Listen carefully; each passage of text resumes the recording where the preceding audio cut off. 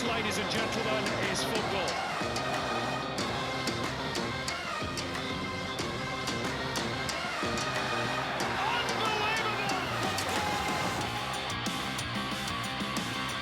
Hello and welcome to another episode of Total A-Leagues. I'm Vince Rugari. That's not Tommy Orr. Tommy is away for a few weeks and we scoured the country for the best left-sided former Socceroo we could find, and we came up with Alex Brosque on a guest contract. You don't hear too much about guest contracts anymore in the A-League, Brosque, but glad to have you on one. Thanks, mate. I mean, while Tommy's enjoying the Maldives on holiday, some people got to fill in, and yourself keeping the job going, mate. So happy to be here. Yeah, very good. Lots to talk about, Brosque. Huge window coming up for the Socceroos. They'll have their squad named on Friday. We'll jump into that.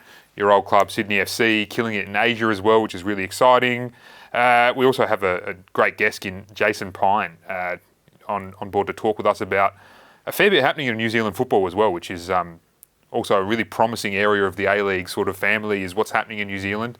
We'll get into that soon, but we'll start with the Socceroos. This is a huge window for the Socceroos, Brosque. So first, Indonesia at home on March 20th, then 5 days later away to China. We know the way that the group looks. It's one of the strangest World Cup qualifying groups I've ever seen, to have Japan out in front, Socceroos on 7 points, everyone else on 6. What does that say to you? It says... Exactly that. It's been a crazy qualifying group. I mean, I expected Saudi to have done a lot more than what they have, and I think the Australian public expected the Socceroos to be up there as well. So look, we're very fortunate that Saudi has dropped as many points as they have, and we are where we are. I think we haven't been great by any means in qualifying so far.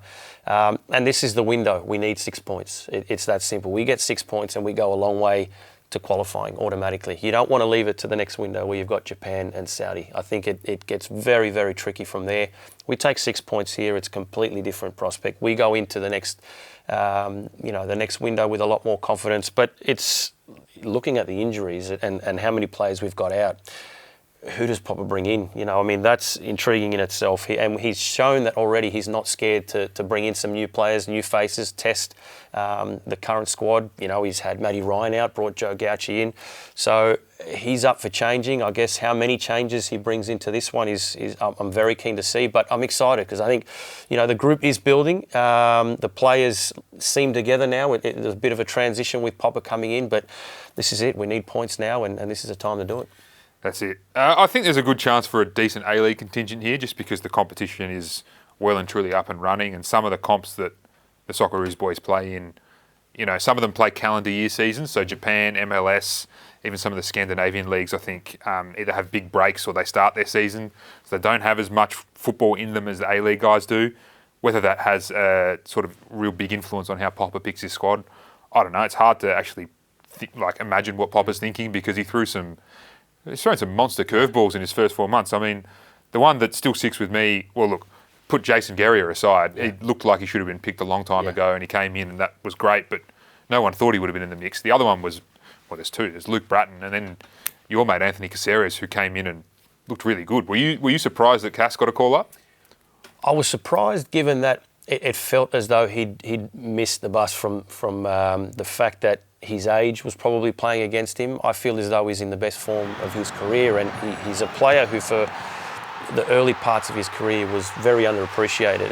And you've got to think back and think, if he'd been given this opportunity when he was 18, 19, where he'd actually have gone to in his career. So I think he's playing great football. He is, for me, technically the most gifted player in a midfield position that we have in the country. So for me, not only is he in the squad again, he's starting again. Yeah. So you mentioned injuries. Gauci's got a hip injury, so he won't be in this squad. Centre-back's a real problem. Harry Suter, Hayden Matthews out for the season. We already know Alessandro Siccardi's sidelined as well. So there's 3 of our best centre-backs out, and he plays a back 3 system, which makes it bite a little bit harder. Jordan Boss out, takes away our best left-sided sort of full-back or wing-back. Riley McGree out, Thomas Deng, question mark. It's not ideal, but I guess that does open up opportunities, and I suppose the biggest are probably at either end of the ground, I would say. Maybe we'll start talking about striker. There's a few candidates in Australia that we've been talking about a lot on this show. 3 in particular, the young ones, Noah Bodic, Archie Goodwin, Luka Jovanovic. It's tough though, because we've always turned to Mitch Duke, but he's not playing much this season for his club in Japan. Kusini Yengi looks like the guy potentially for the Socceroos, but has only just come back from an injury that he suffered the last time he played for the Socceroos. And Bodic leading the Golden Boot race seems to be sort of the one of those three with his nose in front. Do you think that? Do you see Popper calling him up? I agree, and I do. I think in the form that he's in, he's been scoring, I think he's got 7 in his last 8 games, and it's his presence in the box in all different situations. He's got a fantastic strike. We've seen him score from long range. In these areas, he makes good runs. He gets in between defenders when there's good quality service, and when you've got the likes of a Craig Goodwin potentially on the left who can deliver the type of balls that a player like him thrives off, he gets in those positions, So if he can make the runs, he'll get the service. And I think that's what we're missing at the moment. I think where Duke and Yengi, they give you a lot of hard work, a lot of running, a lot of physicality. Bodic is a natural goal scorer, and that's what we haven't had in a long time. We're seeking someone who can get us goals. It's been the topic of most of the conversations heading into every single camp for a couple of years now. Who's going to get us the goals? Who's our goal scorer? Who can we turn to when we need a big moment? And yes, he's young, but he's shown that he's ready for that step up. Whether Popper goes to him already at this stage, given the importance of these games, I don't mind the idea of putting Lecky as a 9, given what he can add and the quality he can give, and have some good quality players and wingers around him. Iran Kunda, for me, has got to be back in that lineup. He's in form. He's playing well. He's the confidence he can bring into camp. We can use at the moment. So either of those two, I think, should be starting. Worth noting, just with the striker discussion, Mo Toure scored 2 goals for his club in Denmark in his last start, has been named in an under-23 squad that's going away for a friendly tournament during this window. So you'd presume from that he won't be in this squad, which is interesting. Centre-back, though, Brosque, he's got to bring 2 into this squad given the injuries that are going out. So who are you bringing in? Look, and we were chatting about it earlier. I don't mind the idea of, someone like Triantis. I know he's been playing as more of a 6 at Hibs, but he's playing consistently, playing well, yes, in that position, but it's not too dissimilar to having to drop into a back 3 and potentially playing that central role. So I like the idea of bringing him in with not only what he did here at the Mariners in the A-League, he's gone and he's taken that next step now. And he, there's a maturity about him, a confidence about him that we need. Burgess is someone who's, just coming back in. Really, he hasn't played a lot of minutes, so I think he can do a job against Indonesia, against China. The next games, if he's not playing and not getting enough minutes, I don't think you pick him to start against Japan. I think it'll be too much to ask. But in these 2 games, the experience that he has, the fact that he's training in a high-quality environment, you can put him in. And then from there, who else? Good question. Well, in the A-League, there's 2 standout candidates for me, and it depends on which way Popper wants to go. If he wants to go with someone who's a little bit more experienced and is having a pretty solid season, it's Kai Truen from Melbourne City. Or if he wants to go with someone who's, much younger, and he's done this, as he did with Hayden Matthews, really promising players, just come off a young Socceroos Asian Cup win, is Pana Kikianis.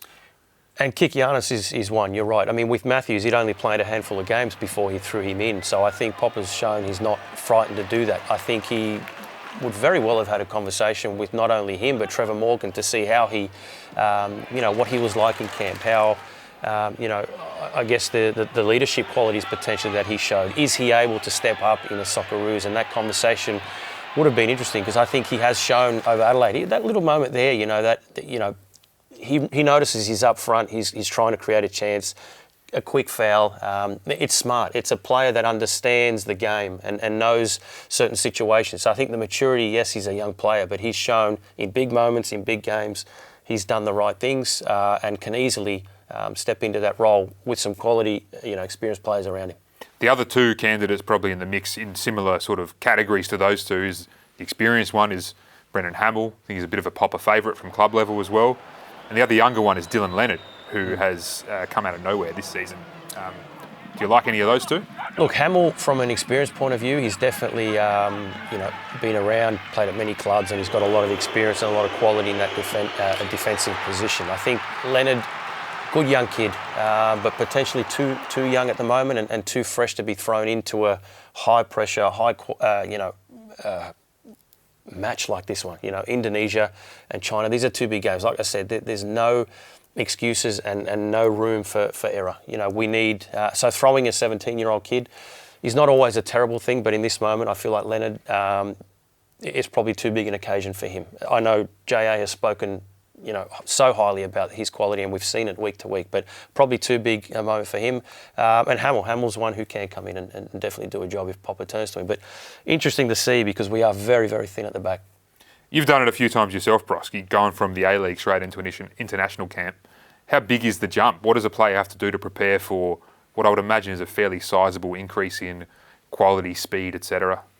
Well, those are the things. I mean, just from week to week in the A-League, particularly just coming off of summer as well, the game is a lot slower, and the heat plays its part. But just A-League games in general, they're a lot slower than what international football is. For myself personally, coming into camp, I was coming into camps with guys like, Vince Grella, Bresciano, Tim Cahill, some of the best players that we've ever had. So it was the level you had to meet at training and to rise to was incredible. But, you've been picked for a reason. So I think a lot of these players, they love, and they talk about it all the time, coming into these camps, what it does for them, what the boost for the confidence. They love being, particularly for the players overseas, coming back and joining the Socceroos camp again. It's an incredible feeling. So I think they'll be ready for it. Yes, it is a step up for the A-League players in terms of quality of opposition, speed. You don't get the time on the ball that you do in the A-League, but all these guys are ready for it. I think Popper's been doing his homework. He's been watching to see who's ready, who's in form, who can step up to these occasions, and I'm sure whoever he picks will do a job. A window where we're playing at home first up as well gives them a bit of a head start, I reckon, because a lot of the European guys won't get in until Tuesday or even Wednesday, which is crazy. So got an opportunity to put their best foot forward in training for Popper, which hopefully some of them do. Brosque, let's talk your boys, Sydney FC. Massive result. Probably, I don't know, it feels like a little bit slept on by the Australian football community. And maybe that's fair given it's a first leg and there's a second leg to come on Thursday night here in Sydney. But to win 2-0 away to a team like Jeonbuk in a tournament like this, the ACL2, which is clearly a step up from the AFC Cup, there's more teams in it who are higher quality. Where does that rank for you in terms of Sydney FC's greatest performances in Asia?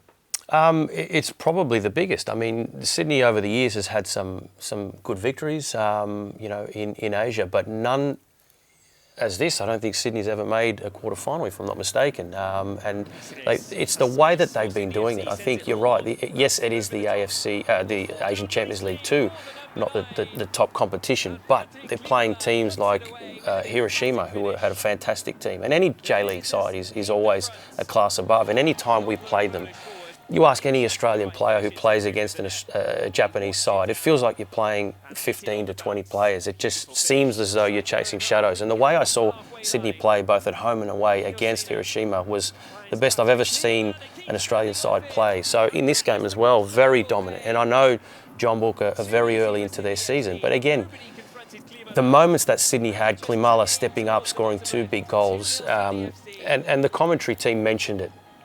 The Asian sides have always had those foreigners that have done this to us, and it feels as though Sydney's in a spot at the moment with the quality of imports that they have, where they can go on and do something special in this tournament. So I'm excited. It's a 2-0 win, not getting too carried away, but obviously a lot of work to do. But I think they've put themselves in a great position. And I think Alex Grant coming in as well, he's just brought in a lot more composure and calmness at the back there. They've been a lot stronger defensively since he's come in, kept a few clean sheets as well. So they looked a lot better at the moment and primed to do great both domestically, which they need to pick up their form in, and in Asia as well.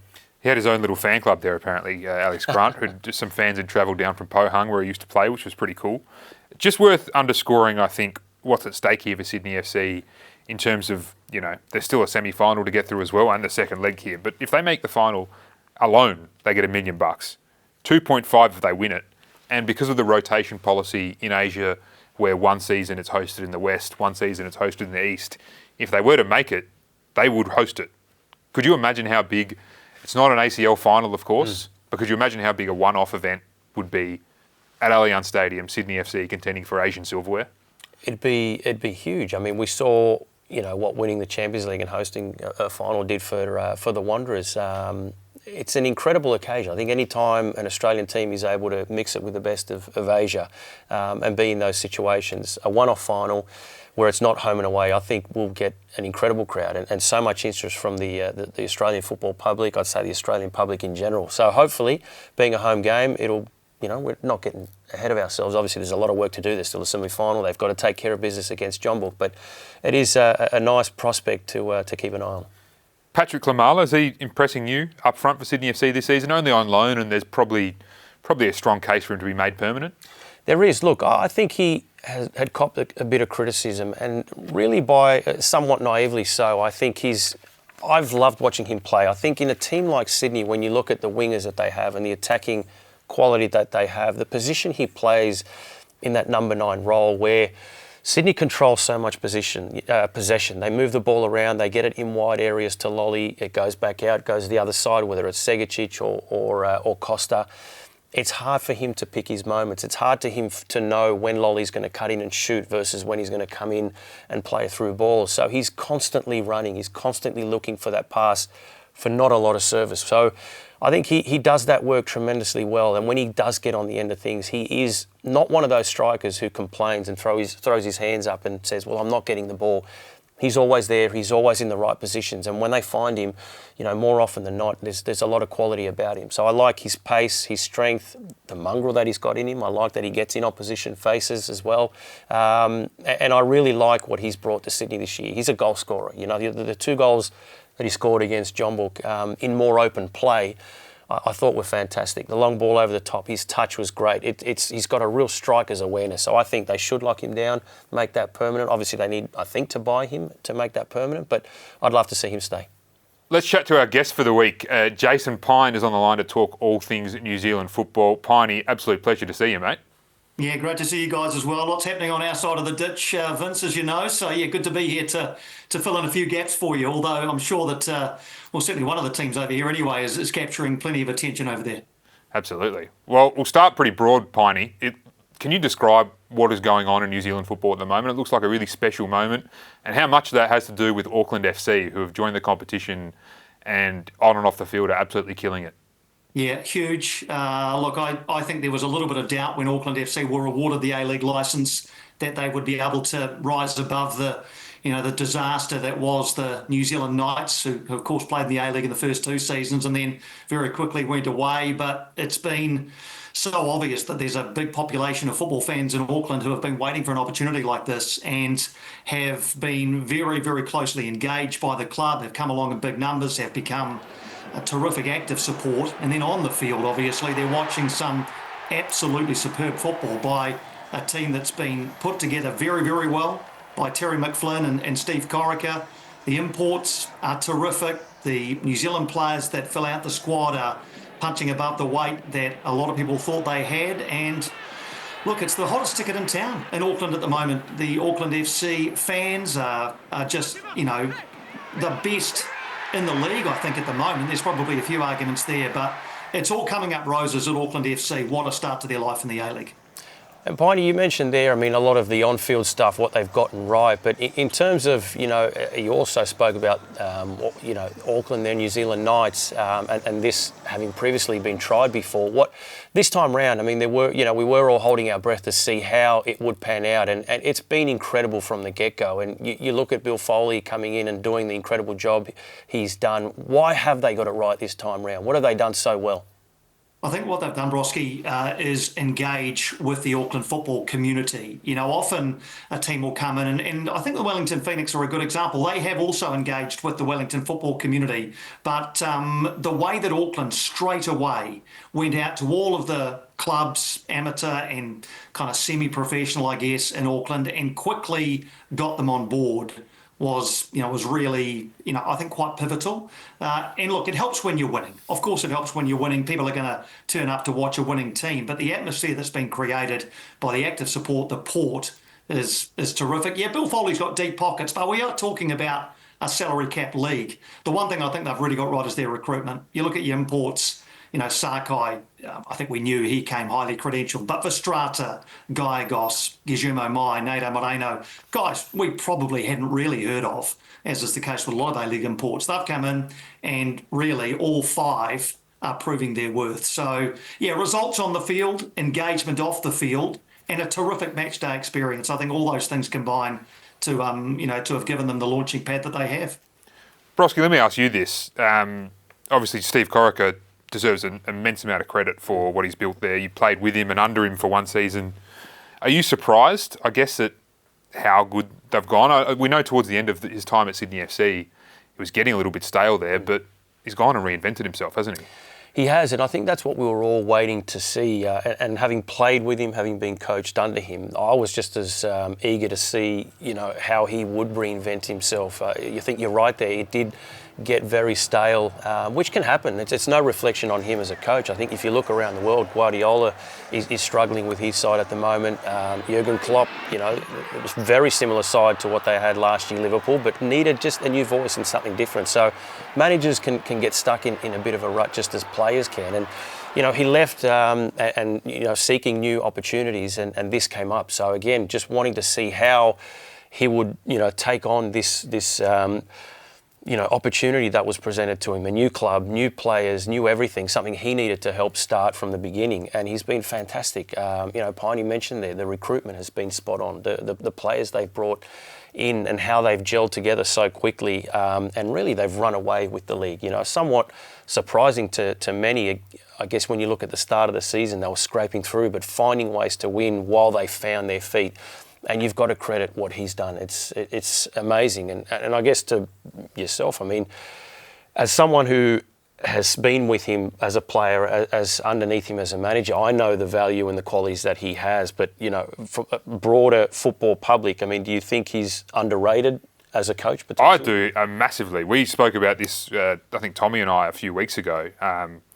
When you look at his actual achievements, number of trophies won, and you add this one potentially, and who knows, a grand final as well to it, his record's undeniable. People discredit some of what he's done because I think 1 or 2 of the trophies he won with Sydney FC were not long after Graham Arnold left, and there was a squad that was already in good shape and a tactic that worked, and people sort of used that to denigrate him a little bit, or just say, well, that's easy to win after a successful coach. But he's come in, I think deserves more credit for what he did at Sydney, because there was more reinvention needed there in terms of he signed some important players who were part of those teams as well. It wasn't just as a matter of following on, grabbing the coattails and riding them along. But then to go to a club like Auckland, and okay, they've got a big budget for sure, but to build something from scratch that is this good from the start is immense. So Piney, I just wanted to ask you as well, there's not too many Aussies involved in that operation over there. He's one of them. Has he endeared himself much? The Auckland FC fans like Bimby for who Bimby is, not just the wins he's bringing in, but he's such a passionate character as well, fires up at opposition coaches, players, crowd members in Adelaide memorably as well. Are the Kiwis digging him? Yeah, I think they are, Vince. I think, when he was announced as A-League coach, I think a couple of things you guys have talked about there were sort of sitting in people's consciousness. Is he yesterday's man? Yes, he did what he did with Sydney FC, but can he from scratch build a team like this? Well, yeah, he's immensely popular. I was doing a radio interview with him a couple of weeks ago, and I had to keep stopping because he was walking down Auckland's viaduct and everybody was stopping to shake his hand. So he's very quickly endeared himself. And again, it helps when you win, but it's obvious to everybody watching just what this football club already means to Steve Corica. He's got Danny Hay, former All Whites coach, and Jonathan Gould, a pretty well credentialed goalkeeping coach with him. So they're a holy trinity of coaches there. But yeah, he's really popular, and he doesn't mind having a crack. And I don't think fans mind that if they see their coach standing up for their football club. If results don't go his way, and look, these things change. It'd be interesting, Brosque, and what you think. When this roller coaster does have its troughs, what have you seen from Bimby in the past in moments like that? Oh, look, I think he's very good at pulling the side together, and turning all that outside noise, keeping it outside. I think he's very good at that. He's a lovable guy, inside the change room. So it's not just what people are seeing. That's the way he is within the change room and amongst the playing group. He's very respected given what he's done as a player. But I think as a person, as a man as well, I think he's never one to say the wrong thing or to berate a player for no reason. So I think when times get tough, which I'm sure they will, I mean, they're going through a bit of a rocky patch at the moment with a couple of their results, conceding a few goals, but I think he'll lead them out of this and they'll be, very, very strong heading into the finals because of that sort of his mannerisms and his strength under pressure. Piney, what about the other Kiwi team in the competition? Wellington Phoenix, obviously fantastic season last season. Even people over here were looking over there and admiring what Giancarlo Italiano had built and some of the crowds that were being attracted as well. Really impressive. They've dropped off this season though, on and off the field you might say. I don't know, you tell me, where have they sort of dropped off as an organisation this season? Yeah, staggering drop-off, really, Vince. If we're talking 12 months ago, we're talking about an A-League ladder that has Wellington Phoenix and the Central Coast Mariners 5 or 6 points clear at the top. Fast forward 12 months, and this is not unusual in the A-League, as you guys know, and they're down the other end of the table. Look, a couple of things. I think, the roster is certainly not what it was last year. You look at some of the players who took Wellington to those heights last year who are not now there. Alex Paulson, obviously, up the road at Auckland FC, Finn Sermon, Ben Old, Boshidar Kraev, Oscar Zavada, David Ball's gone, even Moel Tay, who started the season here, has gone. And I talked about Auckland FC's recruitment. Wellington's, and Wellington have a good record of import recruitment. They very rarely get a dud. But in the last couple of games, must-win games for Wellington, 3 of the 5 imports have not been in the 11 and not through injury. Hideki Ishiga, Kazuki Nagasawa and Josh Olawaimi, 3 of their 5 imports left out of the starting 11. That tells the story of poor recruitment of your imports. You guys know you've got your 5 imports have to command a starting spot when they are fit. Otherwise, they're just taking up space in the salary cap and taking up space on the roster, aren't they? And Giancarlo Italiano, then, what have you made of him this season? Last year, again, refreshing in a lot of his analysis and the insights that he was giving us after games into decisions he made and why he made them. This year, it hasn't gone as well. Is there pressure on him? I feel as though he deserves the chance to ride this out and see a new season, recruit, see how he goes with that side. But what have you made of him this season? Yeah, he's a very different guy in terms of his demeanour, and fair enough too. When you're winning like he was last season, top of the pops, he was the guy being stopped in the street, having his hand shaken and having offers of coffee and beer. For him, it's Corica now. It was Giancarlo Italiano 12 months ago. He was top of the pops in Wellington. Now he is under pressure. Football is a results business. Professional sports are results business. And I just don't think people can see a plan at the moment. I think he deserves another go because I think he's got enough credit from what he did last year to show that he's, hasn't become a bad coach overnight. He just does not have the cattle anymore. And that is recruitment, but it's also the style that he's asking them to play. Just a word on the young players too, guys. Last year, I talked about Paulson and Old and Sermon and guys like that, young kids. Yes, it's a young squad this year, but those 3 players in particular had been around the football club for 3 or 4 years, playing through the reserves, the academy program. They didn't arrive fully formed in the first team and have the impact that they did last season. Well, he's asking guys like Isaac Hughes, Nathan Walker, and many others to fill those gaps, and they just aren't capable enough yet. So, yeah, maybe another year of developing those players is something that Giancarlo Italiano has the opportunity to do. But as you know, guys, if you're not winning football matches, you're always going to come under pressure from fans and from those who make the decisions at the football club.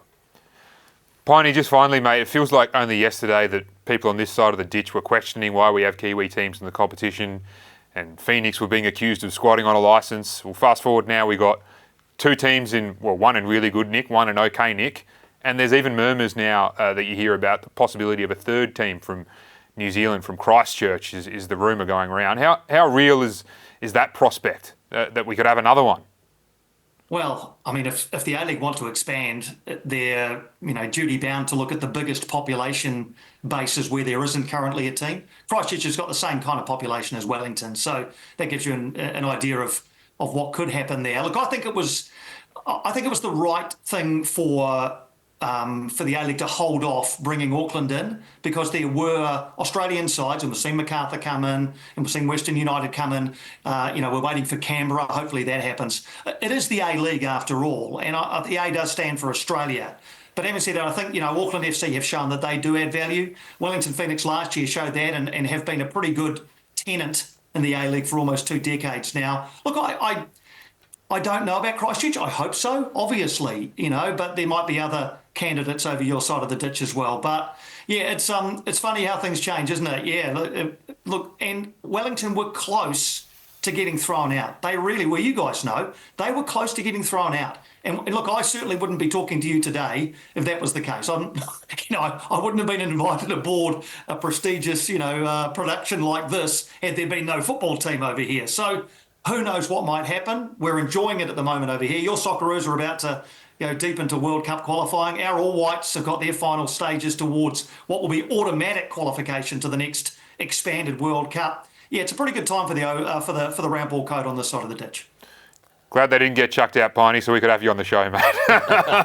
Oh, look, I tell you what, there'll be many listening who say, I wish they could just get rid of that bloody commentator. Oh. Otherwise, the football's going all right. First time I've ever heard you talk rubbish, Piney. We'll end it there then. Good on you. Absolute pleasure to have you on, mate. Keep up good work. Thanks, Piney. Take it easy, boys. We should note, Auckland didn't have the best result on the weekend. I know they still have one hand on the Premier's plate, but to go to Newcastle and only take a point away, they're probably the Jets unlucky maybe to not win that game. They had a missed penalty as well. But how'd you see this one, Brosque? And in particular, I guess the highlight was Eli Adams just going on an absolute run, and the goal is one of the best I've seen this season. Incredible from a really gifted player. He's a beautiful player when he's in this sort of form and the stride. He's such an elegant young kid. He's got speed, power. He's tall. He's got a presence about him. And this isn't the first time he's pulled something off like this. He's got a wonderful left foot and a fantastic strike. I was at Macarthur when he scored a couple of goals there and really turned the game on its head on his own, with a couple of fantastic finishes. So we know he's got that in him. And the Jets look really coming into some form. But for Auckland, the last couple of weeks they've conceded a lot of goals, and that's not like them. So I this is a big week coming up for them. They've got the premiership. I think they've got a hand on it at the moment, given what they've done, their consistency till now. They're in a bit of a rough patch at the moment, so I think, heading back home, they should get a resounding win, I'd say, this week in front of what we've seen already is a big crowd. But, yeah, a couple of points dropped from them, but nothing to worry about. Yeah. Louis Vestrada as well suspended for that one after the red card on the weekend, which is not ideal for him, but they do have depth to cover for him. Brosque, let's talk Adelaide United. It feels like 5 minutes ago they were with a serious hope of contending for the Premier's plate. Now they've dropped to 5th. They're winless in their last 4. They've only won 1 of their last 7 games as well, which is a pretty concerning turn of form. Let's hear quickly from the boys on A-League Download to hear what they had to say about the Reds at the moment. Carl Veart, Too many players went hiding and weren't prepared to do the work. Simple as that for a team pushing for a top 2 spot. That was unacceptable. Yes, and I agree, because I look at that performance and I look at Adelaide United, and he was right. But, normally you'd see them players trying to get on the ball in the middle, to go forward, overlapping runs. They look dangerous when they go forward. Just absolutely nothing. It looked really flat. And like you said, for a team that's fighting for number 2 in the top two, they were well off the mark. It just was missing something, and they want to quickly remove that if they're going to have a chance to stay in the 6. I mean, because it's getting it's quite pretty tight. Congested. Yeah, definitely. Yeah, throw a blanket over it. Yeah. What are they missing, Brosque?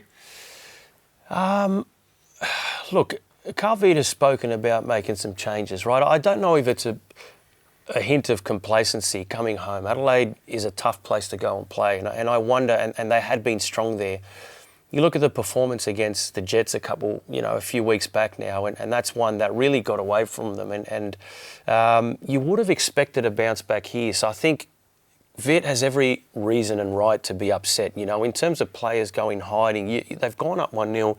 You expect Adelaide, coming off a loss at home, to really bounce back. And for players to go hiding, for the intensity to not be there, to not go and be ruthless in that second half is surprising. So I wonder if Veart now, brings in some changes. He's got the 20s boys coming back. So Yule came on at half-time and had an impact. He looked great. Jovanovic as well, I think, comes into the squad. And he sent a message to the players that that's not good enough. You know, they've got MacArthur Bulls next home game, and that's a big one. They need to get back on track because they were there, they were flying, they were doing quite well, and have really sort of fallen off at the moment. And no one there, none of your leaders really to pick the team up and say, right, let's go. We need to get our season back on track. And I think that's what's disappointing Viet at the moment. So a couple of disappointing losses or results and points dropped at home. They really need to bounce back against MacArthur. Agreed. There's a three-way title race unfolding in the A-League Women at the moment. Let's have a quick taste of what's happening on Dub Zone this week. Well, coming up on Dub Zone, Glory on song as they wallop Western in the West. Fergie time, a Kiwi comeback keeps finals hopes alive. And Healy seals the deal against the Mariners to set up a blockbuster clash with City. Teo and Teresa will join me again. Plenty of talking points across the Ninja A-League. What caught your attention? Look, I can't wait to chat about who the pretenders and the contenders are for the season. We have a really interesting chat coming up about some of the youth national team appointments. Of course, they draw almost all of their players out of the Ninja A-League. Well, that is all ahead, plus more on another edition of Dub Zone, available on the A-League's website, YouTube channel and 10Play. Excellent. Be sure to catch Dub Zone this week on all the usual channels. Brosque, let's get straight into extra time. We'll start with the goals of the round. There were 4 absolute belters. Eli Adams, Harry Crawford, Jacob Brissett and Zinedine Machach. Which is the number one for you? I'm going to say Harry Crawford. And it could be the camera angle, I don't know what it was, but it had me yelling when I saw it, and I just thought it got me off my couch. It was an incredible finish. For a young kid to come in onto his left foot and have the confidence to bend it in the way he did, I thought it was an absolute screamer. And yes, there were a few, to be fair, anyone could have won it this week, but I think Harry Crawford's goal, young kid, congratulations, fantastic finish. I would say Eli Adams because he had the run before it as well, and it's very satisfying when a ball comes in off the post like that. But I also think it's Crawford, mainly because I'm pretty sure his left foot is his non-preferred foot. Yeah. So to come in, first game, left foot, do that, wow. Adelaide might have found another one. Brosque, Perth versus Brisbane this weekend. Is that going to determine who finishes up with a wooden spoon? Look, it's disappointing in a league like this one when you look at the fact that it's so evenly matched. There's a salary cap, so many youngsters coming through. There's really no excuse for either side being where they are or having only 1 or 2 games. Who wins this one? I guess. Look, I'll probably give it to Perth, given it's at home and they need to get something. But it's it won't have any outcome. I don't think on the spoon. There's still too many games to go. Harsh assessment, but fair, I think. Brosque, who is your preferred front 4 for Melbourne Victory at the moment? Arthur Dillers is doing a bit of reshuffling. What do you got?